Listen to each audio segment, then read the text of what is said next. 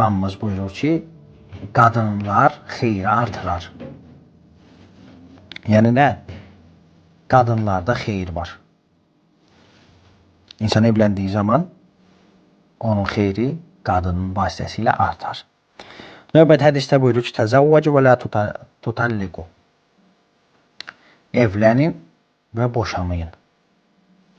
Hədisin davamında buyurur ki, fəinnət talaqə yehtəzzu minhul arş. İmamımız buyurur ki, evlənin, heç vaxt boşanmayın. Çünki boşandığı zaman insan Allahın ərşi titrəyər.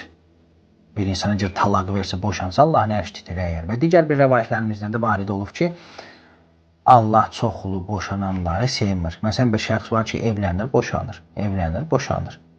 Yəni talaq verir. Allah həmin şəxsi sevmir. İnnə Allaha la yuhibbul zavvaqat və zavvaqin.